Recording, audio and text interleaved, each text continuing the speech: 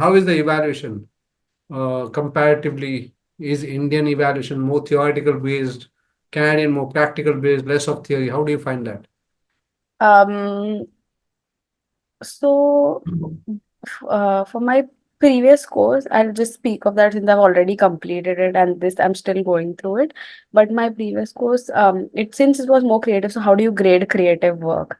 So they would like give us certain criteria. They had with every brief, we would get like a rubric. So like for we had as I was in advertising, so we had to come up with campaigns and like it was different versions of the same project. So we would make campaigns. So our use of software was like one of the criteria. So how well do you know your software? How if by the use of softwares, that would be one criteria. Then your ideas, like how fresh is your concept? How are you like bringing your own twist to it? How is it like how original is it? So those were the basic criterias to my projects. So based on that, we would be graded. Okay. So you must have heard about this change of CAD and visa rules, right? Um, Yeah. so how much it is affecting international students? I can sense the tension here because now everybody is like, what next? They are all, it's very scary, but it also is a relief because I've already made it here and it's been 2 years. So, in a way, back of my mind, I'm like, I've made it 2 years. I can figure it out, like, with your help. We've made it 2 years. So, like, आगे भी we'll see work permit के साथ, whatever it is. बाकी तो what has to happen will happen. Okay. Did you find any person, any friend of yours who had to go back for any reason? Yes, I know two people who had to go back. But it was the same, like they applied for their work permit expired basically, and they had applied for an LMI from their workplace, and that didn't come through in time, so they had to go back. So did all your friends go back? How much was basically, how many of them are still in Canada in terms of percentage? Mm, so very high majority of them are here. I would say like about 80% of them are still here. But after our first course, it was like not everybody went for a second course. So some of them directly applied for their work permit. So some of them are going that way. But for me and some of my other friends, we opted for a second course just to have that extra time on hand.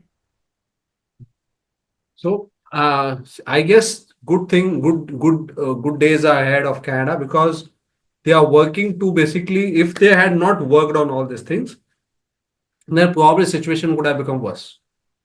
So they are trying to Yeah. have a control on the situation so that you guys are able to get jobs and you guys are able to settle fast. If you see Mhm. the reason why they are doing this. Otherwise, for Canada, it was more like international students are coming to their country, they are getting money. Why should they stop all the public private colleges from giving post study work? Because those were students, those public private colleges were getting lots of international students. They are bringing a lot of money to camp. But they Yeah. really closed that public private college. They made rules strict so that people don't misuse them.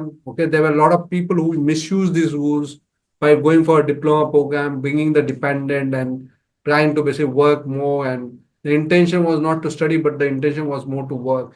So now they have what they have done is they have tried to connect the programs with the work and work with the PR. So now, if you are able to basically understand the type of work and basically accordingly do and work, apply for jobs, you will be able to get the jobs. And I feel in Yeah. future things would be looking better. Everything has a process. When it initially it goes into the process, it looks very difficult. People have to basically find it. But I guess by the time you're going to complete and by the time you're out in the industry in a year or two, everything would become good and you will be able to get job, you will be able to get your PR, you will be able to settle, and you will be able to make us proud. Fingers crossed. I mean, I get it, like it has to get worse before it gets better, I guess. And yeah, hopefully. Okay.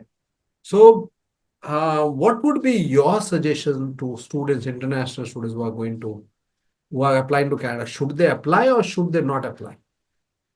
Um, from an education point of view, if because it's a really good experience coming, and like you you are uncomfortable here. I'll be very honest, it's not very rosy. You are uncomfortable when you come here, and you the growth that you have as a person just by coming here is very like I think that is very priceless. But in terms of education, I would recommend students to come here. And I don't know the technicalities or what happens later, but like from an education point of view, if you're here for knowledge, like I would recommend coming here. Perfect. So if you are a genuine student, if your intention is to study, then you should go to Yeah. Canada. But if your intention is not to study, then you should not apply to Canada, right? If your intention is, there are a lot of students who are there not for studying, but for to get inside to work and do all sort of things.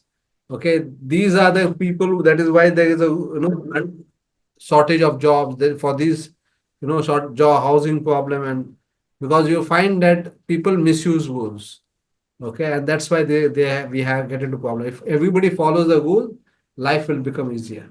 Life will I become easier. mean, majority like their pathways entering as a student. So that is something you have to do. So if you're not going to enjoy it, why do you want to put yourself through that 2 years of that? It's sometime a prestige. I'm in Canada, so the prestige, and that's more in the north side of India. They feel studying, going to Canada is a prestige thing. So they are not, they don't want to study. They want to go just for the prestige because back home, they can say that, my son or my this is studying in Canada and they feel proud about it. So that's the concern sometimes. But wonderful speaking to you, Rachel, trying to understand, okay, all these things. How easy or difficult what it was to about the food habits? Do you find basically the Canadian food same as Indian food, or how do you find it? So I lucked out here because I work at a restaurant, so I don't really have to cook. So I just get food, and it's an Indian restaurant. But it is a bit different here. Like even though I feel a difference in the food here. The quality might be nice, but like the spices and all are not that intense, like how we are used to, like with our Indian spices. It's not the same. Okay. Have you tried to network with the industries, get in touch with people, and try to see how you're going to market yourself?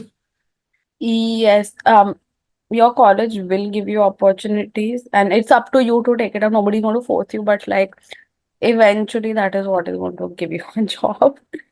So it is like and it's a given you have to do that to like land a job.